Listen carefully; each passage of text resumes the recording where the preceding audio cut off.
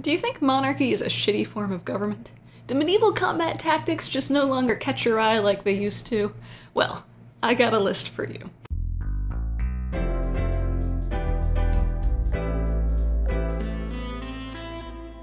I just wanted to talk today about some books that are fantasy but are not medieval or like historical European set fantasy. Fantasy is of course a really diverse genre. I mean, it can literally be anything that you imagine, but the outside perception is very much like Tolkienian type of fantasy, you know, very elves, dwarves, sword fights, that sort of thing. And there's just a lot more to the genre, as I'm sure a lot of you seasoned fantasy fans know. And if you're a newer fan, hopefully this is a decent list that will help you find some new things that you might like. So to be on this list, it had to have no or low monarchy, like just a bit was okay, but no monarchies, no historical European or honestly even historical Asian vibes. I've read a lot in both of those settings and they're kind of getting tired to me, not gonna lie. And the other final thing is warfare. I didn't want to put anything on here where warfare was very central to the plot, because I feel like that's a big contributor to a lot of the like medieval feelings, especially like melee combat, that you'll find in sword and sorcery books or a more conventional like generically European fantasy. So avoiding all of these, I got some pretty interesting books. It's not that long of a list, I only have 8. And there could be way more. I might do a sequel to this video eventually because there are a ton. But this 8 should be a good starter pack. Hopefully if you're experienced to fantasy, you won't have read a few of these. If you're new to fantasy, you probably won't have read a lot of these. So yeah, let's get going. The first series I want to talk about is the Craft Sequence by Max Gladstone. This one's really notable for the magic system. It's kind of like if you combine contract law with necromancy, and that's kind of what you get. It's not just necromancy, there's like other magic too, but it does have a slightly necromantic flair, I'd say. And especially the first book reads very much like high-powered lawyers and like corporate law combined with magic systems, and you have like these lawyers intervening in the death of a god. It's all very interesting. It's definitely like a fast-paced, very plot-driven story, especially the first novel. I've only read the first 2, honestly. Gonna read the rest eventually, but know enough to say that they're good. It's not a favorite. I'd say in some ways there are bits that are like, I wish the story had more impact in some ways. Things didn't feel as impactful as they should have had for some reason, but even so, it's a really interesting story, and I highly recommend it. Next up is The Books of Babel by Josiah Bancroft. Now, this is personally one of my favorite series, so I do highly recommend it. It starts out with a schoolmaster and his new wife who are going to the Tower of Babel on a honeymoon. And in this world, the Tower of Babel is kind of like this technological center of excellence.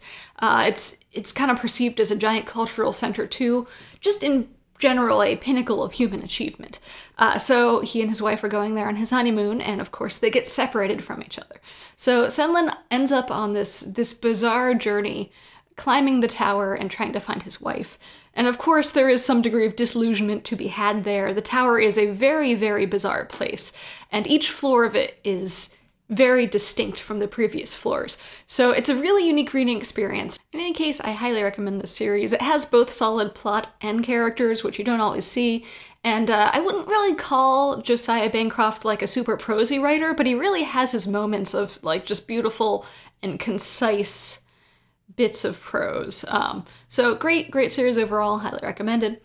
Next up is The Library at Mount Char. This one's been making a lot of waves recently, and it's kind of hard to know what to talk about for it. It's very much one of those genre-defying books where it kind of sits between contemporary and sci-fi and fantasy. It's very much its own thing, and it's another one of my favorites. I was very impressed by it. It definitely goes in directions you'd never expect. A lot of books, even fantasy books, kind of sit within the bounds of their tropes or genres, and Library at Mount Char has no bounds. It is probably the most shockingly boundless book I have read in a very long time. I will warn though, there are some content warnings here. Definitely some rather graphic scenes up to and including torture. If you're sensitive to that sort of thing, I'd definitely look up a list for someone who's a bit more with it on what all should be flagged. But I will say nothing's gratuitous. Everything that is there has its point. It can be extremely savage at points, but it's by no means torture porn.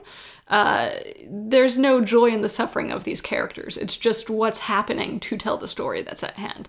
So just a crazy book. Highly recommended if you think you'll have the stomach for it. Next up is Obsidian and Blood by Aliette de Bodard. Now this series is mostly notable for its setting. It's really rare to find historical Mesoamerican fantasy, and this is exactly what it is. We follow a priest of the underworld as he tries to solve a murder that was caused by supernatural means. So it's a fantasy that involves a lot of like old Mesoamerican sorts of gods as well as priests, and it has interesting bits of culture. And if you're someone who does not like romance, this one might be for you because there is like no romance in the series. So it's a good one. It's a great pick. The plot in this series isn't revolutionary or anything, but I think it's well constructed and it's a fun little mystery with that cool setting element to it. Next up, and absolutely the weirdest on this list, is Perdido Street Station by China Mieville. Now, this book is probably one of the faces of the New Weird movement, and if you're not familiar with New Weird, it's just fantasy taken in a very strange direction. It could be that the premise is bizarre, like you have surreal art coming to life and wandering around Nazi-occupied Paris. That is actually another New Weird book. Or you could just have a really bizarre and fleshed out setting.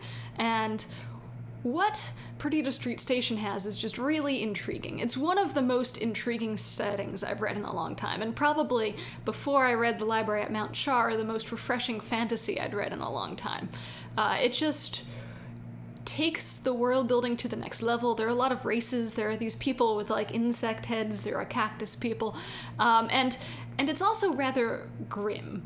And it's a really unique setting because it's so well fleshed out and so strange that I don't think the plot of this book could necessarily work in any other setting. There are some elements that kind of pop up where in a less fleshed out or less strange setting you'd be like, huh, that kind of sounds like bullshit. But in Perdido Street Station and in this world that China Mieville has constructed, you're like, oh, yeah, that figures that would exist. I mean, it tracks, right? So in that regard, it's just a super interesting book. It also can be rather graphic at times. It's not a book that's lighthearted in the slightest, but it's not, again, there's no like torture porn or anything. It's just very gritty and kind of like disgusting at times, I guess. So that's something to watch out for. And I will say it's kind of interesting because the plot and the plot progression itself is weirdly enough fairly typical. I find that for a lot of China Mieville plots, it's like actually a rather standard sort of book plot layered on top of this very strange setting or premise, and it's a very odd juxtaposition. So these are worth reading just because they're so intriguing. Going back into more normal territory, the next book on my list is The Bone Chips by R.J. Barker.